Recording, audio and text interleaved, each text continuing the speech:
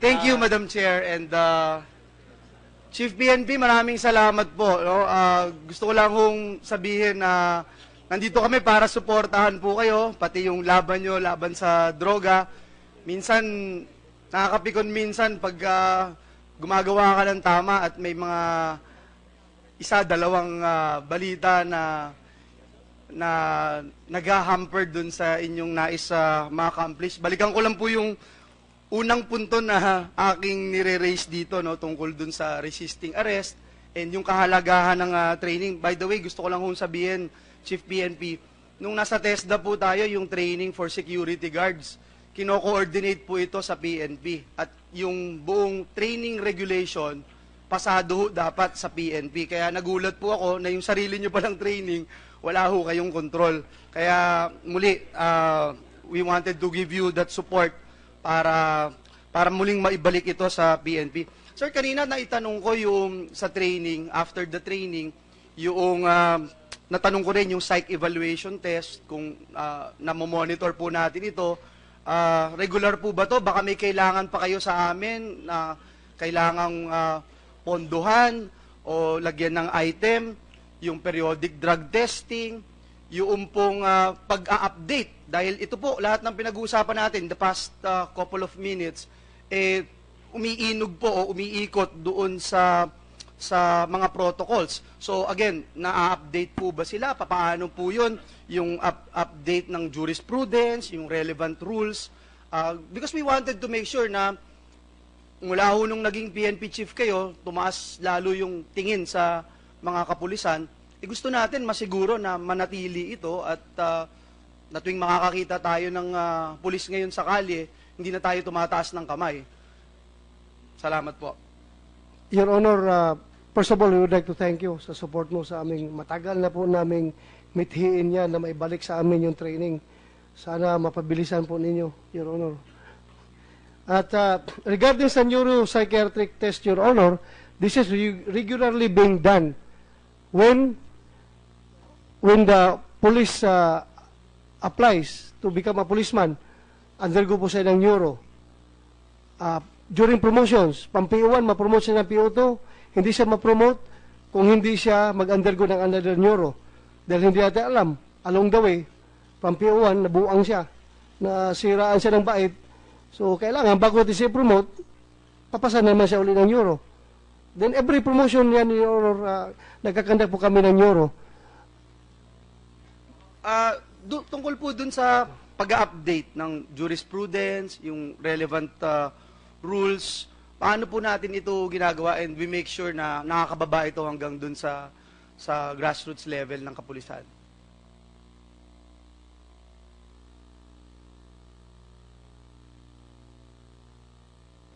Your Honor, we conduct regular conferences with our subordinate commanders, and everything is being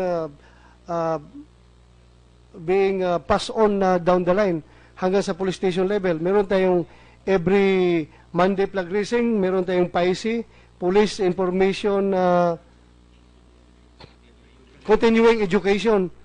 Every flag raising po yan, and every Saturday, meron naman kaming formation, another PIC po, Your Honor. So, lahat ng policies coming from the higher headquarters are being cascaded down to the lowest level, Your Honor. Kaya Diyan alam po nila yan. Opo, yung mga jurisprudence, yung updates, kumbaga po. Anyway, Sir PNP Chief, dahil kulang na rin yung oras ko, punta na po ako dun sa second point. Dun po sa mga ginagawang house-to-house visit in villages, I know na lahat tayo, we are aware that police cannot enter homes right away without search warrants. Pero with this, no, gusto kong ma-brief kami and makatulong din kung may mga kailangan gawin. Paano nyo ginagawa ba yung inyong surveillance work? Kunyari, yung, siyempre, alam natin, yung entrapment, legal po yan, pero yung instigation is not. Yung instigation presupposes that the criminal intent came from the inducer and the accused would not have done would have not done it if not for the inducer. So, pwede po bang bigyan nyo lang kami ng bird's eye view kung papaano po bang ginagawa itong surveillance work, papaano nagsisimula? May nag-report ba or by random? Ano nyo dito? Lalo na po siguro, let's just focus in the fight against illegal drugs. Yes, Your Honor. Yung ating mga police, mga chief of police po ay humihingi ng mga datos galing sa ating mga barangay captains at sa ating mga badak, yung Barangay Anti-Drug Abuse Council. Sila po ay nag-generate ng mga pangalan kung sino yung mga personality sa kanilang barangay. At ito po yung sinasubmit sa chief of police, and the chief of police, through his intelligence section, will validate these names. Dahil meron po tayong mga instances wherein yung sinabmit ng barangay captains na pangalan, yung mga drug pusher sa area niya na hindi nagbibigay sa kanya or hindi sumusuporta sa kanya nung eleksyon. So pagdating sa station po, nababalidate po ito, so either nababawasan or nadadagdagan. You say you validate, kanino nyo yung third party na binavalidate? Sa mga NGOs po ba or different people's organization, something like that? Lahat ng available sources, Your Honor, na pwede naming lapitan para mabalidate. Yung ating intelligence po ang gumagawa niyan. Then pag nakumpuni na po itong listahan, that's the time that we conduct tukhang. Yung tukhang yun, basically knock and plead. Hindi po kami pupasok sa tahanan, hanggang katok lang po kami. Kung ito ay gated na house, hanggang sa gate lang po kami, nakikiusap. Kung andyan po ba si Juan de la Cruz, pwede ba makausap? Hindi po kami pilito po pasok sa pintuan, otherwise liable kami ng violation of domicile. Pero yung ating po mga ibang mga households po ay yung kultura na Pilipino na, sir, tuloy po kayo. So mababait naman po, Lalo na kung pinapapasok. kayo po yung nakita, sir. Talagang paputuloy kayo. Sir, siguro yung isa na lang, no? Kung may lead na ho, may factual evidence, gaano ho ba katagal o yung para makakuha ng search warrant at mapasok itong mga lugar na ito? Minsan po, hindi kasi namin kontrolado yung mga judges, Your Honor, kung mag-apply kami ngayon, kung ilalabas ka lang search warrant kinabukasan or today. So, it will Ano take yung time. pinakamabilis, gaano din yung pinakamatagal? Mabilis. Was there a time na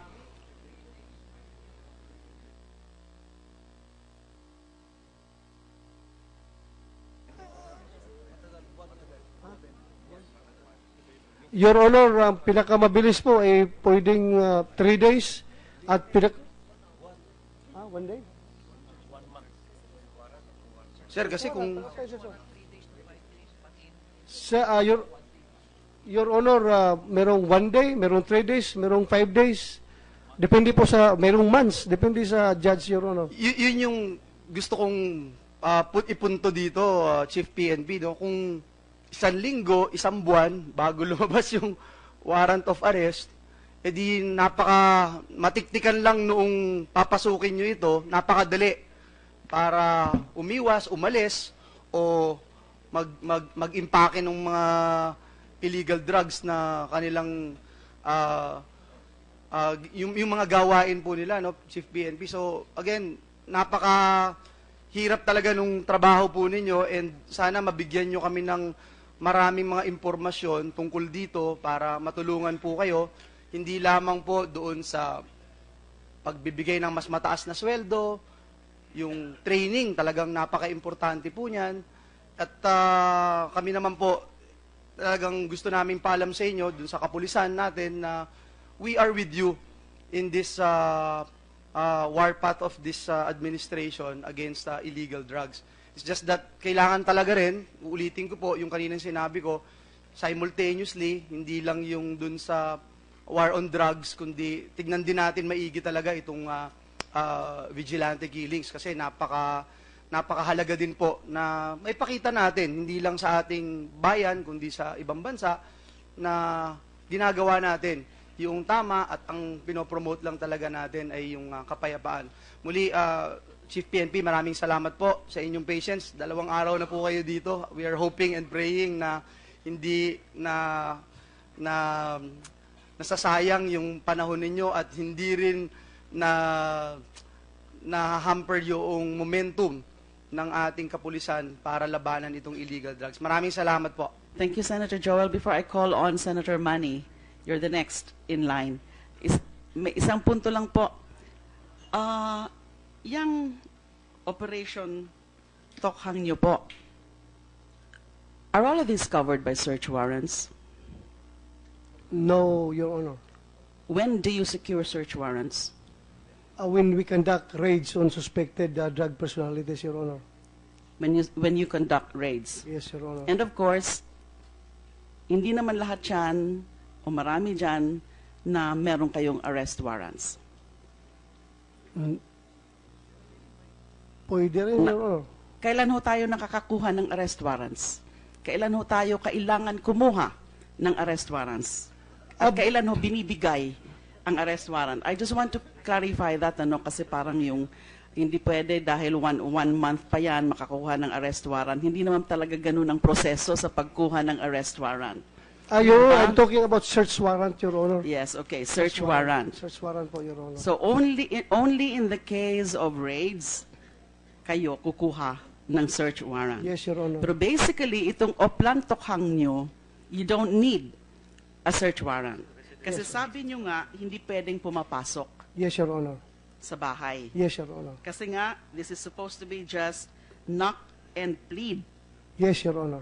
So, kung hindi welcome ang mga tao nyo, hindi pwedeng pumasok para mag-search. Uuwi po ang kapulisan na luhaan, Your Honor.